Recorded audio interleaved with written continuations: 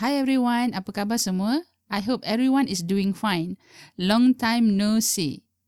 Long time, lama, no, tak, see, nampak or jumpa.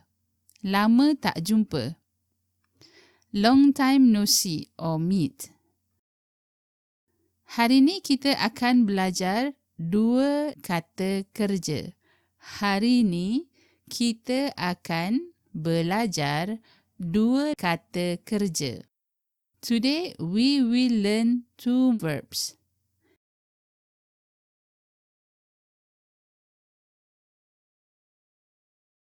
They are masuk and keluar. Masuk and keluar. Masuk in general means to enter or to go in, while keluar in general means to go out. Before we proceed with the detailed explanation of both verbs, I really need your help to share this video, do leave some comments for me to motivate me to do more quality videos like this. If you haven't subscribed yet, I would be very grateful if you do. Terima kasih. Let's start with the derivatives for the verb masuk. There are many derivatives for masuk. New words will be produced once a prefix or suffix or both prefix and suffix are attached to the word masuk. The first one is masuk, to enter or to go in. Then we add the suffix lah, masuklah, masuklah, which means also to enter, or it can be a command or a request, which means please enter. If you have studied the lesson for the suffix lah, you will understand the function of lah when it is attached to the verb masuk. I suggest that you study that lesson first if you have the time.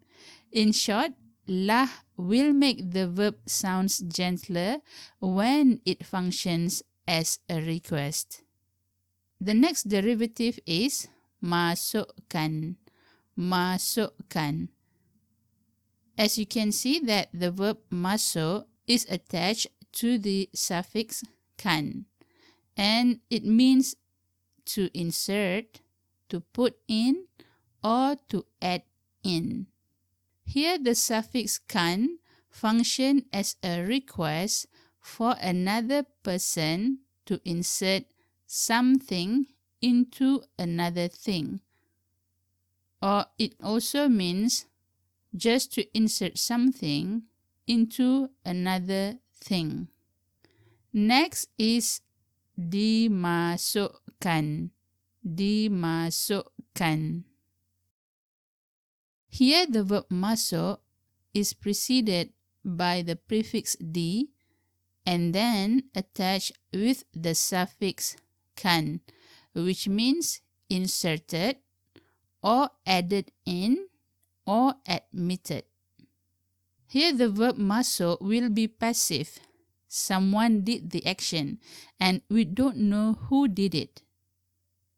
The next derivative is when me as prefix and kan as suffix are attached to the verb masuk. Memasukkan. Memasukkan. To insert.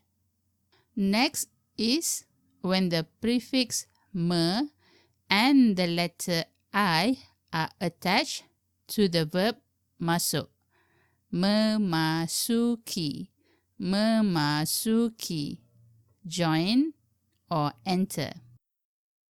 Next is when the prefix ke and suffix an are attached to the verb masuk. Kemasukan. Kemasukan. Admission or entry. And the last one is when the prefix ter or ter is added to the verb masuk. Termasuk, termasuk, including.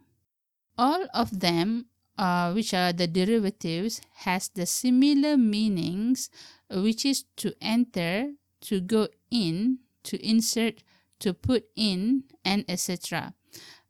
But the first three in the list, which are masuk, masuklah, masukkan, are used more frequently in colloquial conversation. Let's see the first example for the three most frequently used in colloquial conversation. The first one is a signboard at the entrance. Masuk, masuk. In Malaysia, you will be able to see this type of signboard. It could mean to go in, or another meaning is to indicate the entrance. When the verb masuk is preceded by the word dilarang, dilarang, it means entry is not allowed, or simply no entry. Another example is log masuk, which means to log in. You can see that the word log is actually an imported word from English. You will be able to see the word log masuk being commonly used in government-related websites or any Malay language websites. Another example is cara masuk Thailand. Cara masuk Thailand, which means how to enter Thailand. Cara means way, method, how to, and masuk means to enter. Another example is a site to check the government's aid for those who are eligible. It says here, duit BPN dah masuk account. Duit BPN dah masuk account, which means the BPN money has been deposited into the account. The next example is jom masuk IPT. Jom masuk IPT, which means let's enter IPT. IPT is an abbreviation. It can refer to Institute of Higher Education, either university or university college. And the last example is, kenapa saya masuk Islam? Kenapa saya masuk Islam? Which means, why did I convert to Islam? Although the word masuk means to enter, but the word convert in English is more appropriate in this situation. Let's see some video clips from a Malay drama, Diary Ramadan Rafiq, which utilizes the word masuk in the dialogue. The first dialogue, dah masuk seminggu, dah lihat. Dah masuk seminggu, dah lihat. dah masuk seminggu dah lihat. Dah masuk seminggu dah lihat. Entering 1 week and you have become lazy. Entering 1 week and you have become lazy. Dah masuk means has entered. Seminggu means 1 week. Dah lihat means something has become chewy. But the way I translate the phrase dah masuk seminggu dah lihat is, it is barely 1 week and you have become lazy. It is because of the context where the phrase is used.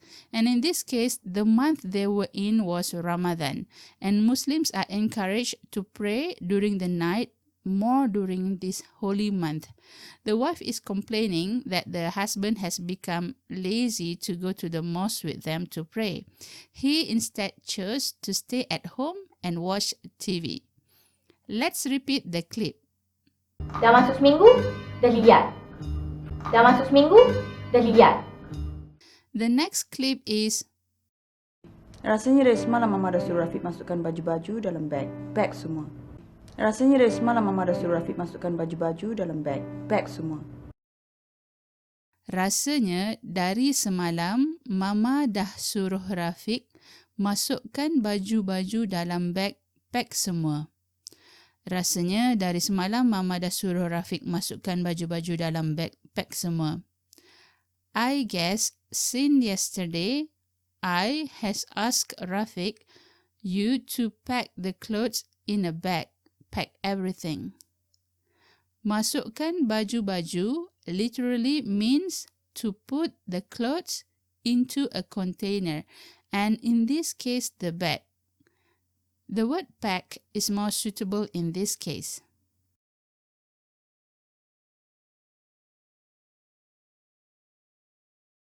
Let's repeat the clip. Rasanya dari semalam Mama dah suruh Rafiq masukkan baju-baju dalam beg. Beg semua. Rasanya dari semalam Mama dah suruh Rafiq masukkan baju-baju dalam beg. Beg semua. The last clip is Kak Long masuk dulu biar saya masukkan beg. Kak Long masuk dulu biar saya masukkan beg.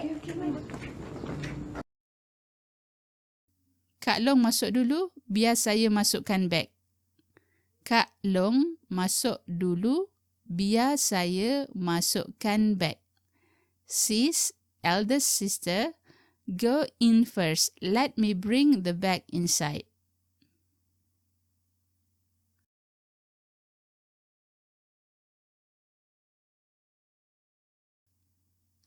Let's repeat the clip.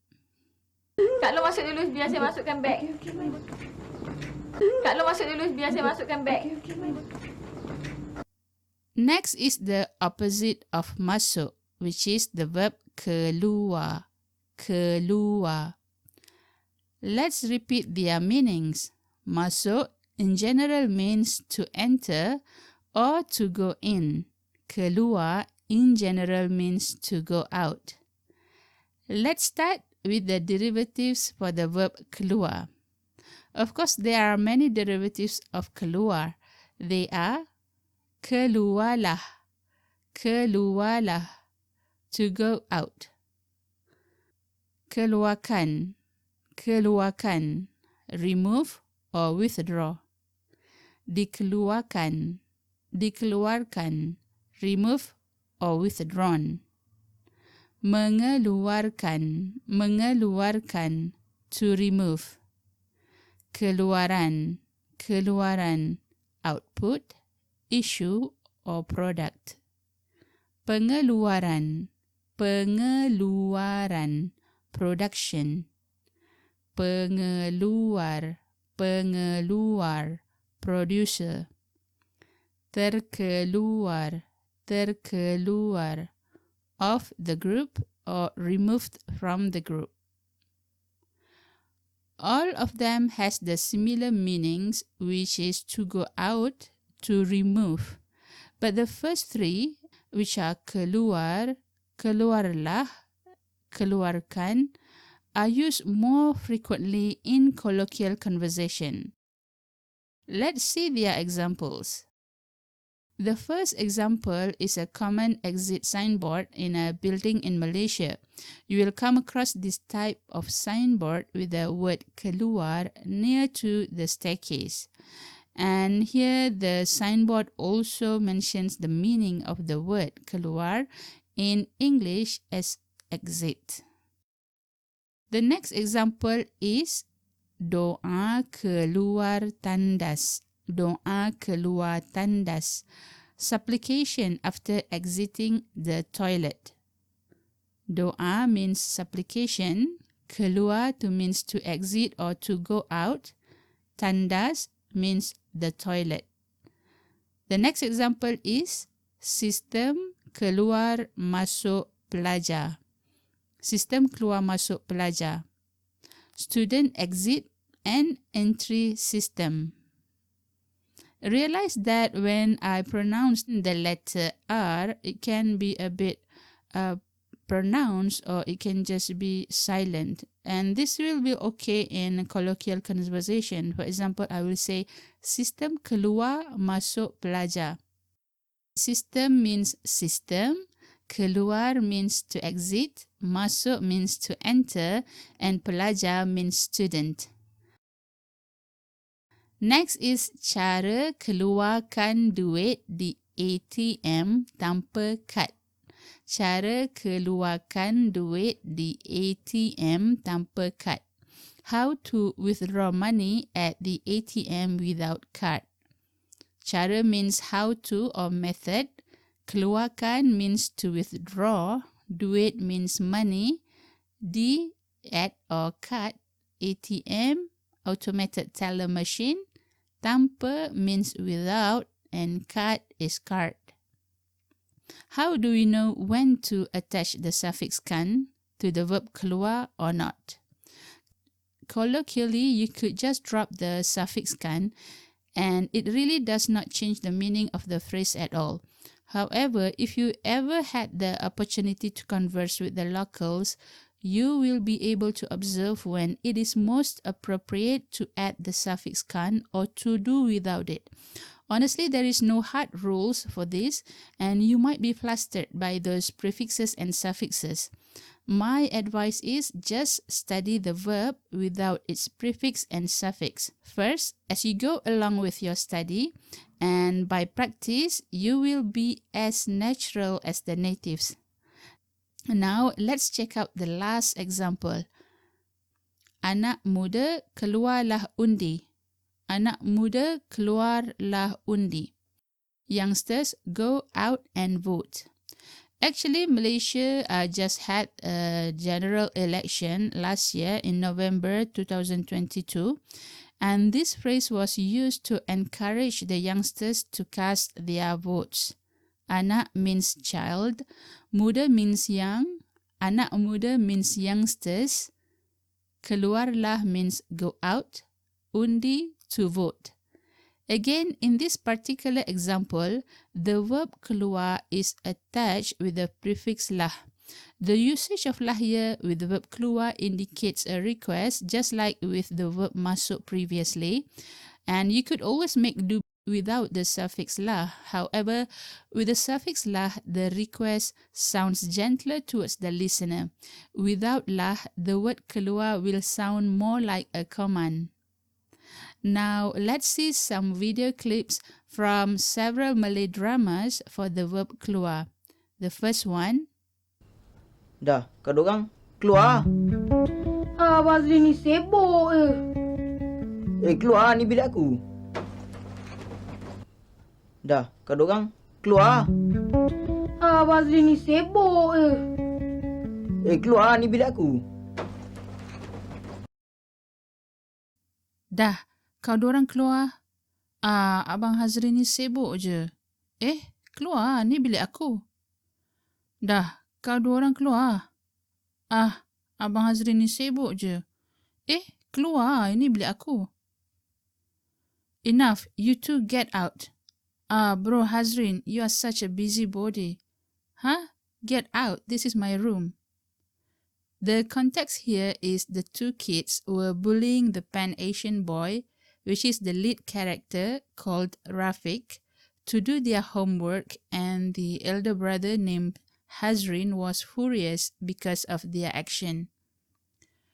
So the elder brother forced them to leave the room. The younger brother reacted and asking his elder not to mind their business, but the elder brother insisted that they get out of his room because it is his room and he could do as he likes. Realize that the elder brother used keluar without pronouncing R of the word keluar, which is keluar. Instead of keluar and instead of lah, he used the interjection after the word keluar, and you will see this style being used a lot too in colloquial conversation.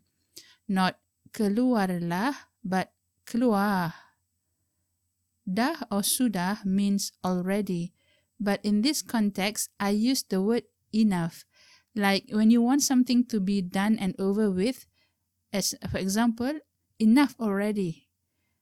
Kau means you, dua means two, orang means person or people, Kau dua orang means you two. Keluar means to go out. Abang means elder brother. Ni or ini means this. Sibuk means to be busy. Je or sahaja means only, but here it serves as an interjection to emphasize the action of sibuk. An interjection and carries many meanings depending on where it is placed in the sentence. And in this sentence, the elder brother used it as if he is surprised when the younger brother refused to listen to his order for them to leave the room. Bilik means room. Aku means I, but this is very colloquial instead of the more polite word saya. Aku is often used between familiar people like friends and family. Let's repeat the clip twice so you will be accustomed to the dialogue. Dah, kau dorang keluar. Bazli ni sibuk Keluar, ni bilik aku.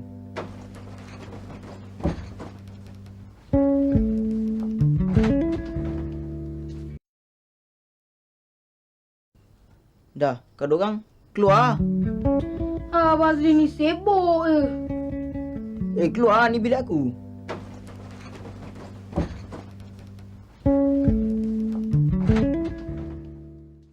The next clip is Pelan-pelan lah sikit. Alah, mana boleh pelan-pelan. Nanti kan saya lambat keluar dari rumah ni. Saya tersekat dekat jam tu. Lambatlah saya sampai pejabat abang ni. Pelan-pelan lah sikit. Alah, mana boleh pelan-pelan. Nanti kan saya lambat keluar dari rumah ni. Saya tersekat dekat jam tu. Lambatlah saya sampai pejabat abang ni. pelan-pelan lah sikit. Lah, mana boleh pelan-pelan. Nanti kan saya lambat keluar dari rumah ni ya. Saya tersekat dekat jam tu, lambatlah saya sampai pejabat. The context is both husband and wife are preparing to go to work. And the wife hurt herself with the brooch while adjusting her hijab. The husband suggested that she did it calmly, but she refused to do so because she will be late to get out of the house and with the other reasons as in her statement. Pelan or perlahan means to be slow. La or lah is the interjection or suffix which we have covered in the lesson lah previously. Click the link above if you would like to check out that lesson. Sikit or sedikit means a little. Mana means where. Boleh means able to. Mana boleh means no way. Nanti means later or else. Nanti kang means or else for conditional sentence. The word kang, I'm not so sure if this word is really a Malay word or not, but for myself, I normally say kang or karang, and this is very colloquial, like nanti kang or nanti karang.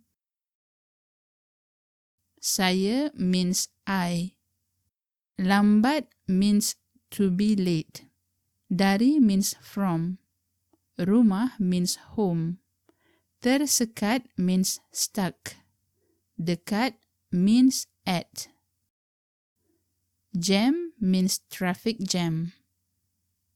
Sampai means to reach or to arrive.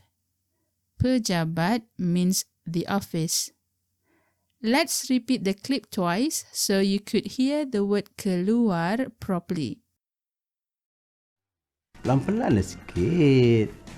Alah, mana boleh pelan-pelan. Nanti kan saya lambat keluar dari rumah ni. Saya tersekat dekat jam tu. Lambatlah saya sampai pejabat abang ni.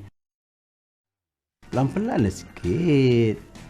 Alah, mana boleh pelan-pelan. Nanti kan saya lambat keluar dari rumah ni. Saya tersekat dekat jam tu. Lambatlah saya sampai pejabat abang ni.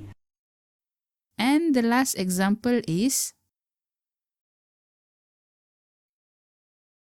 Ni nak keluar kejap Nak pergi mana?